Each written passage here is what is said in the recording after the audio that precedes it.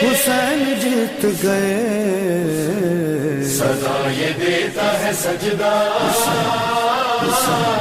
حسین جیت گئے۔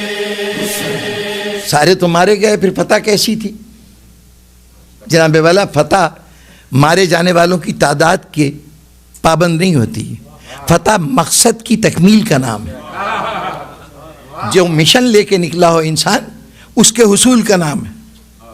اب اس وقت حسین کا مشن کیا تھا اور کیسے حاصل ہوا، یہ ساری باتیں گوش گزار کی جا چکی ہیں۔ اب صرف یہ دیکھیے کہ یہ فتح کیسی فتح تھی۔ 2-3 علامتیں عرض کیے دیتا ہوں۔ فاتح دنیا میں اپنے اس کارنامے کو، یہ کارنامہ ہے نا، فخر کی بات ہے، وہ فخریہ بیان کرتا ہے، نشر کرتا ہے، میں نے یہ میدان مارا، میں نے یہ کام کیا، فلاں کو شکست دی، یہی کہتا ہے نا۔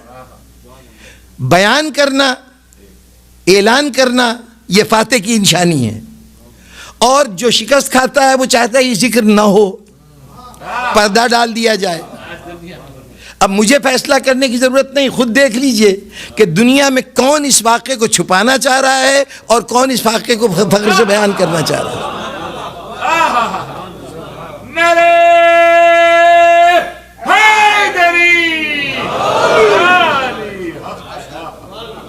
اچھا، فتح کامیابی کی ایک اور بہت بڑی پہچان ہے۔ یہ کامیابی جہاں ہوتی ہے وہاں جن لوگوں کا کوئی کنٹریبیوشن نہ ہو کامیابی میں، وہ بھی کوشش کرتے ہیں کسی صورت سے ہمارا بھی نام آ جائے، ہم بھی شامل ہو جائیں۔ اور اس کے برعکس جہاں شکست ہوتی، تیزی سے گزر رہا ہوں، مثالیں اور تفصیلات میں جانے کا وقت نہیں ہے، جہاں شکست ہوتی ہے وہاں کیفیت یہ ہوتی ہے کہ کوشش کی جاتی کہ یہ ذمہ داری کسی اور پر ڈالی جائے۔ یہ میں نے تو نہیں کیا، یہ فلاں کی وجہ سے ہوا۔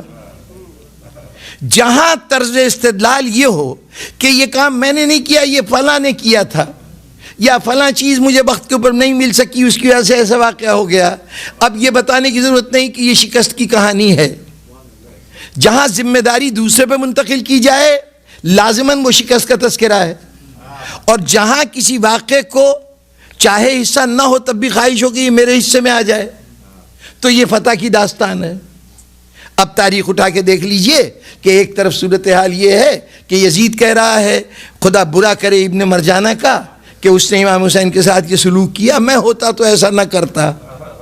اور پھر ابن زیاد نے اس وقت کہا تھا کہ اچھا اب آج اپنے آپ کو پاک باز بنا رہا ہے، اگر یہ نہ کہتا تو مجھے کیا ضرورت تھی، میرا حسین سے کیا جھگڑا تھا کہ میں ان کے ساتھ جنگ کرتا۔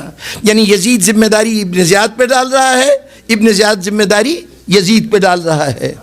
اور جو کربلا میں نہیں شریک ہو سکتے تھے، آج بھی بہت سے لوگ اس بات پہ فخر کرتے ہیں کہ ہمارے اجداد کربلا میں حسین کے غلاموں میں شامل تھے۔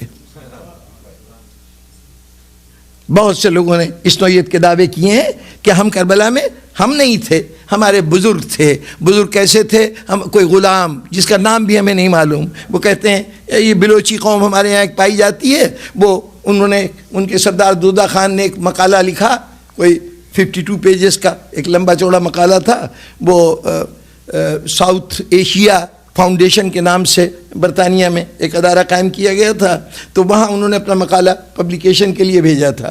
وہاں دیکھنے کا اتفاق ہوا، انہوں نے کہا کہ یہ جو ہم بلوچی قوم ہیں، در حقیقت امام حسین السلام کے ساتھیوں میں سے کسی کا ایک غلام تھا جس کا نام بلوش تھا۔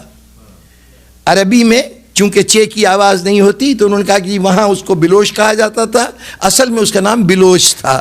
ہم اس بلوچ کی اولاد ہیں۔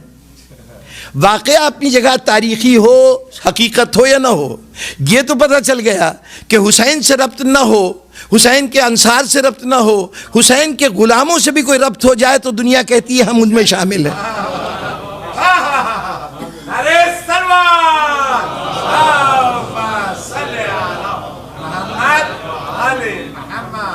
تو اب اگر کوئی چاہتا ہے کہ وسائل کے بغیر کامیابی حاصل کرے تو اس کے لیے حسین سے بڑھ کر دنیا میں کوئی اور مثال ہے ہی نہیں۔ یہ کام ہے ماہرین جنگ کا کہ وہ حسین کی اسٹریٹجی کو اپنے سامنے رکھیں اور پھر سوچیں کہ بے سر و سامانی میں کیسے کامیابی حاصل کی جاتی ہے۔ وہ تمام عوامل جو شکست کے عوامل ہوتے ہیں ان کو فتح کے عامل میں کیسے بدلا جاتا ہے۔ کٹی ہوئی گردنیں فتح کی علامت بن جائیں، قید و بند فتح کی ذریعہ بن جائے، بازاروں میں پھرایا جانا فتح کی بنیاد بن جائے. یہی ذرائع تھے نا حسین کے. ان ذرائع سے کامیابی حاصل کرنے نے دنیا کے سامنے ایک ایسا نمونہ عمل فراہم کر دیا کہ اب جسے کامرانی چاہیے وہ حسین سے سیکھے کامرانی کیسے حاصل ہوتی ہے. چنانچہ مورخ موجود ہے کہ مجبور ہے کہ کربلا کا ذکر کرے.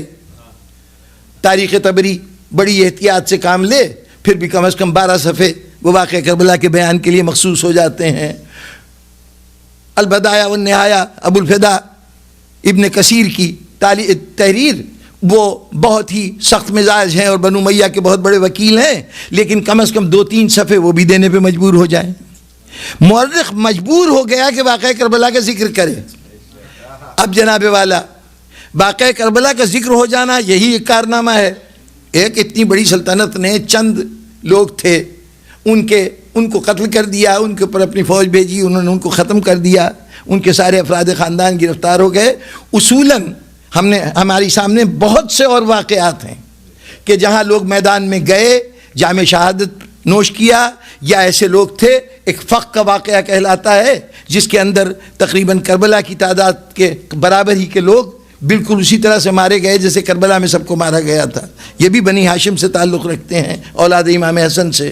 لیکن اس واقعے کا آپ کے ذہنوں میں نام تک بھی نہیں ہے.